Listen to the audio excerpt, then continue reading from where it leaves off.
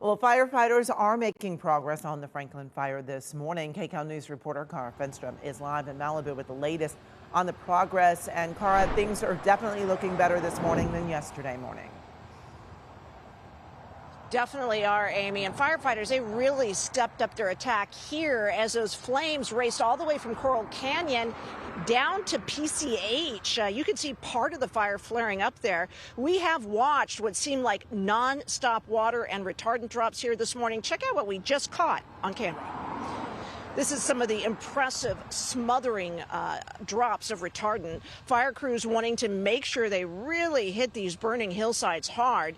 When we first got out here right around 3 this morning, the hillsides were lit up, embers were flying. Later, we drove up to one of the neighborhoods that remains under mandatory evacuation orders, and we found firefighters working on containment lines. We're going to put dozer lining across the top of the ridge line so that if the fire were to make a run up here, it'd give us a chance at holding the fire at that dozer line. The equipment's heavy, so it can't go up everything, so sometimes it does get too steep. Many owners have remained in their homes in this community despite those mandatory evacuation orders. Now, we could see lots of extended hose lines along the streets, and we spoke with folks who told us they are staying because they want to put out any flying embers. One woman off camera told us it was a harrowing night. The charred hillside show us just how close those flames got. We have learned one home somewhere in Corral Canyon was damaged last night. And also last night, sheriff deputies had to move into a nearby RV park. Take a look.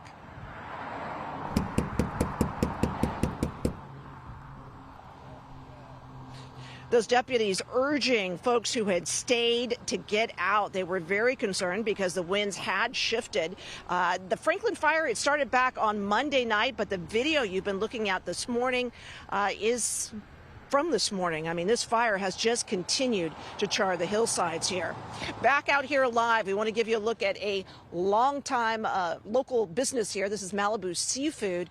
Its owners and its employees actually are inside. They came back because they were so worried about this restaurant. The flames came very close. They feared they might have lost it, and they say they're so grateful to the firefighters. They, by the way, did suffer some damage back during the Woolsey fire that they are going to be cooking up for those firefighters today. All right, Cara, thank you so much. You know, we've learned a lot of new information about the Franklin fire from officials this morning. Our Tina Patel has the latest from a news conference that took place this morning, as well as an update, we understand, Tina, on the Pepperdine University campus. Yeah, well, Amy, we are at Pepperdine, and there are a couple of ponds that are right here on campus. Fire crews have been coming here all morning to fill up their helicopters and then get back to the fire lines.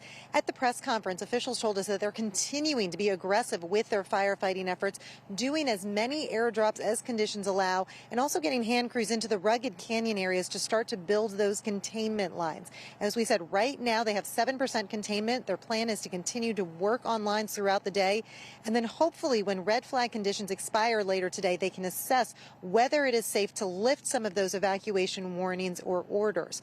Fire crews say they are still looking into whether the structures that they know were damaged or destroyed were homes or other kinds of buildings. The city's mayor pledged to help those affected because he says in many ways Malibu is a small town. The homes that have been lost or damaged are people we know. For many of us, every street that had a loss or was at risk had someone living there that we know personally. Our hearts go out to neighbors, and the city will do all it can to help them recover.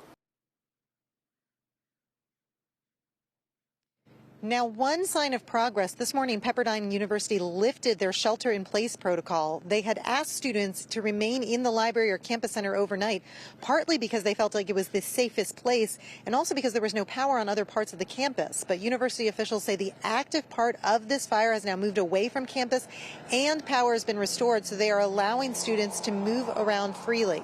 But as we come back out here live, the one thing is that because this is still an evolving situation, law enforcement has many of the roads in the area still closed, and so they say that students and people in other parts of the city are going to have to be patient and wait till they get the all clear to have some of these roads and some of the access reopened. We'll send it back to you, Amy. All right, Tina, thanks so much. Firefighters have more than doubled their resources fighting the Franklin fire. Assignment Manager Mark Liu is at the desk with a look at where fire crews are really focusing their efforts. Mark. Yeah, Amy, it's the western flank of this fire. It's not far from both where Cara and Tina Patel were doing their stories you just saw. There's more than 1,500 fire personnel fighting this fire, as well as some very powerful retardant dropping aircraft. Now, what you're going to see here with SkyCal is the western flank of the fire. This was shot a short time ago. You're going to see a Grumman S-2 come in right here, do a precision drop of over 1,200 gallons of fire retardant. This is what has really made a difference on the western flank of the fire, stopping the forward progress of this fire, even though it grew by over 39% in acreage overnight, an extra 600 acres on the western flank. Now, you're going to see here a second drop. This is really what is doing the work all along the western flank. This fire retardant is stopping the progress of the fire. Now, I've got a map that really illustrates how this works. What we're looking at here is CAL FIRE's 3D image of the footprint of the fire.